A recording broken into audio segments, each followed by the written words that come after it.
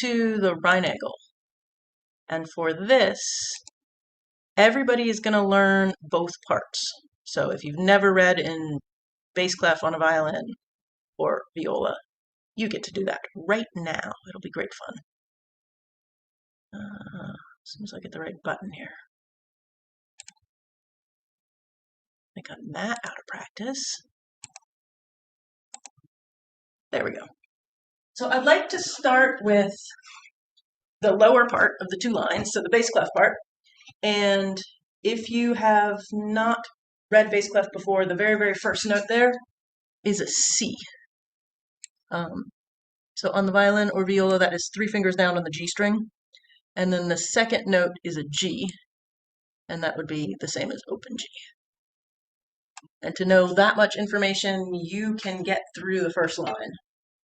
I am going to reset the metronome so I go at a reasonable pace and don't get too excited. I'll take it from there. 3 fingers on the G string. If you play the cello, it's second finger A string like you're used to. 1, 2, 3.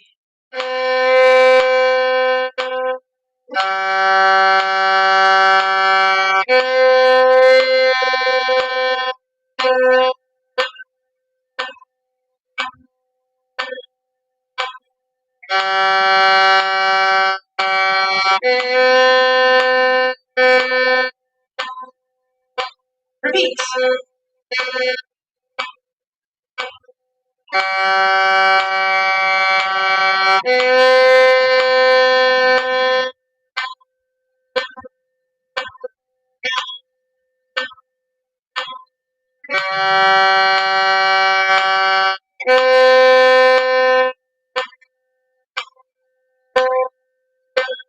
Alright, taking a look at the second line. 1, ready, play. 3 fingers. Then it's 2. Change to 1. Back to 2. Open G. 1, 2, 3. 3. Second line, 2, 3. B, A, P, G, A, P, C, C.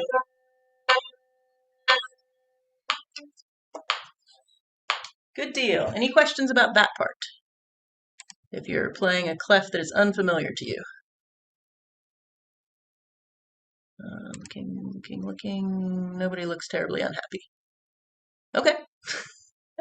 So we're going to switch up to the treble clef part. And the first time I do it, I'm going to play it on the violin in first position. So the kind of easiest way to do it on the violin. Violinists who've been playing for a while, feel free to pick a different position if it makes you happy. You can do it in second, you can do it in third, depending on what you want to be working on.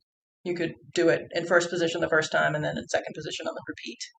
So make it as interesting as it needs to be.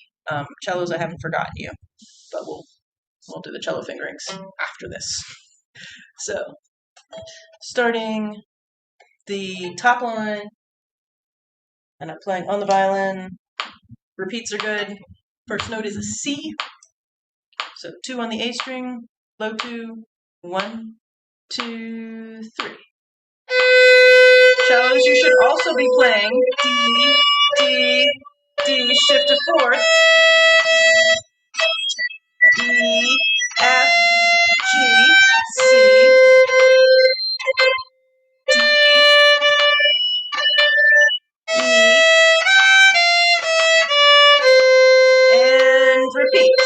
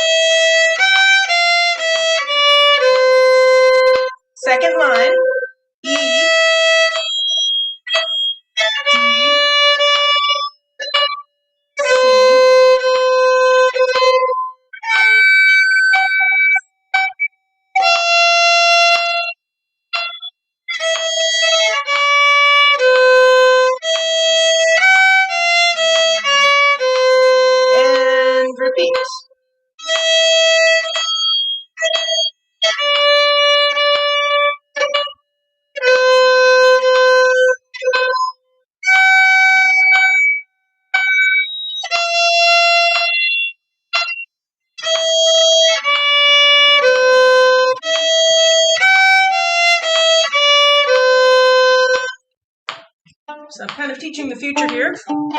I'm going to move across the orchestra, so I'm going to play it on the viola this time. So if you play the viola, you're going to want to shift to third position, find your D, and then start on the D string on C. So do it entirely in third, that'll save you some shifts. Same thing, everybody's playing the top part. So violins, you're either in first still or trying a new position. Cellos, start in first, shift to fourth on the E. You'll be next. I haven't forgotten. 1, 2, 3.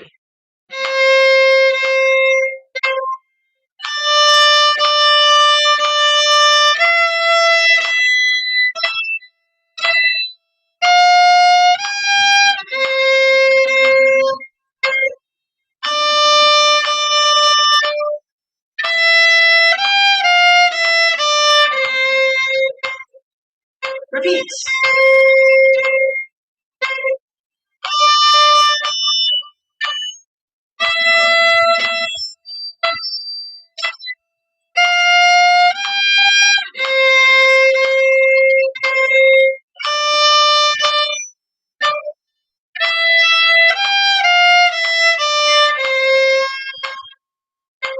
Second line.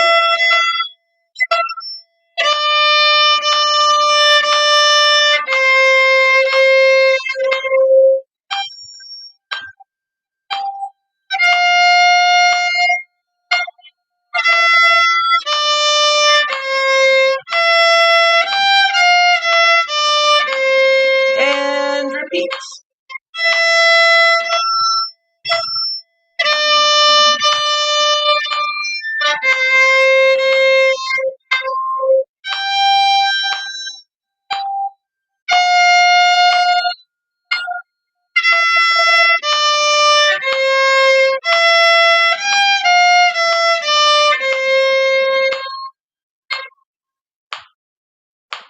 Good deal. All right, so switching over to cello. Cello players, you're going to start in first, shift to fourth, E, F, G. So it's entirely being able to be played using first and fourth only. If there's something you like better, you're allowed to do something different, but go ahead and start with the first and fourth option. Let me make that you can see the string a little better. 1, 2, 3.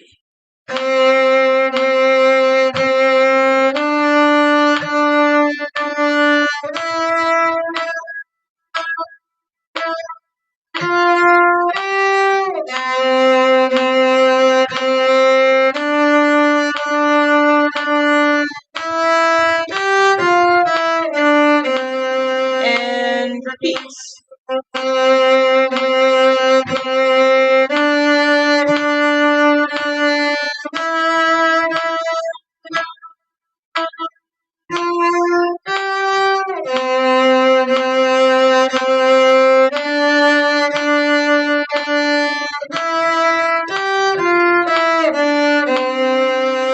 Second line.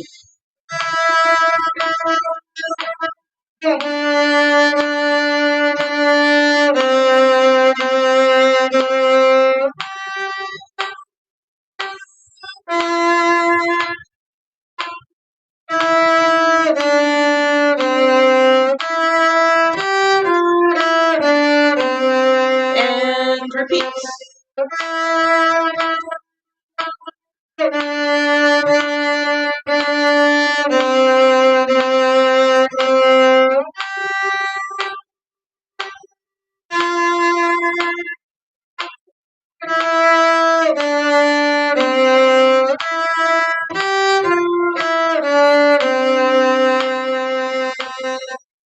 All right, so again, top parts. I'll still play it on the cello.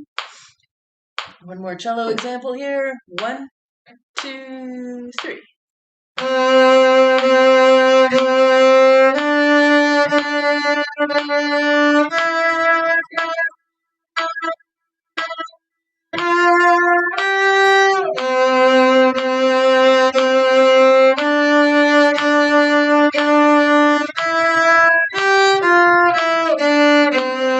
And repeat.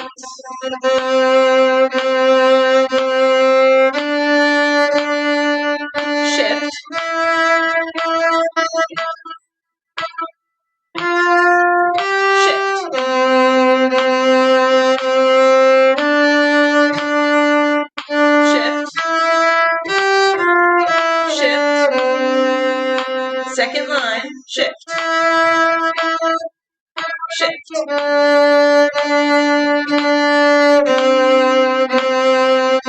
Shift.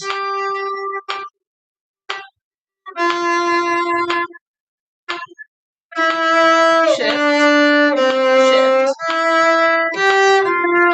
Shift. Repeat.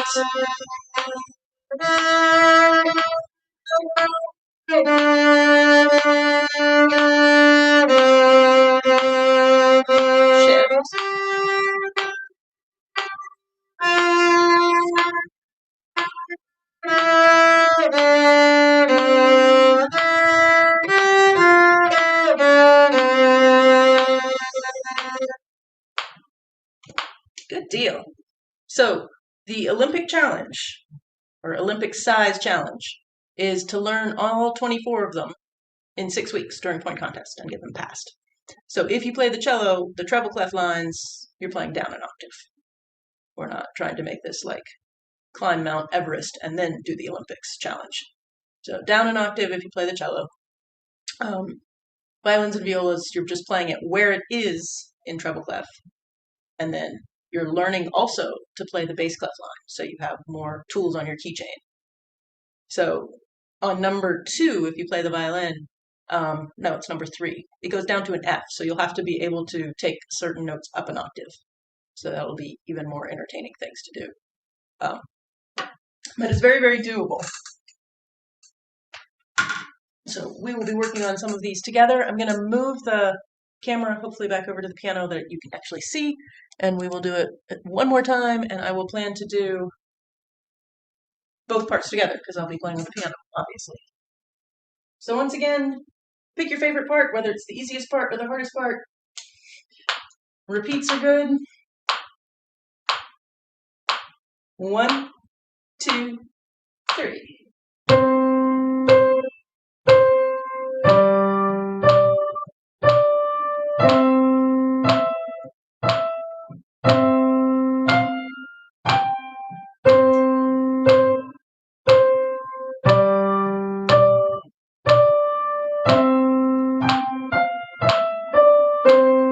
And repeat.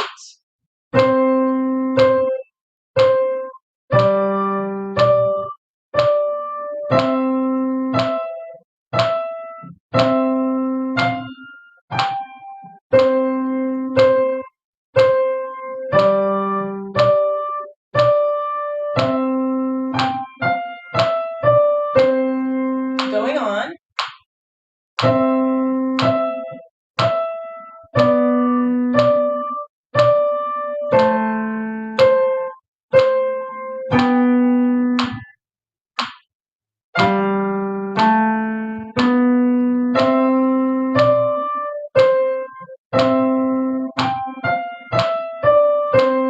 And repeat.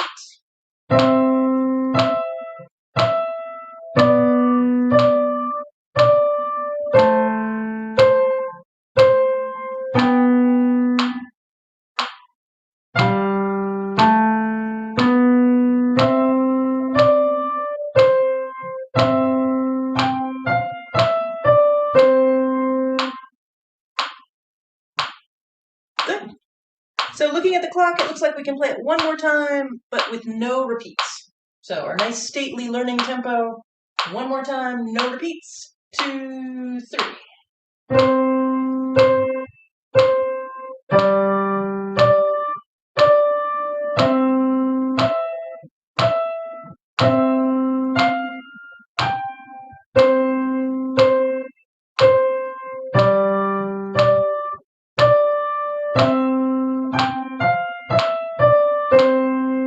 Going on.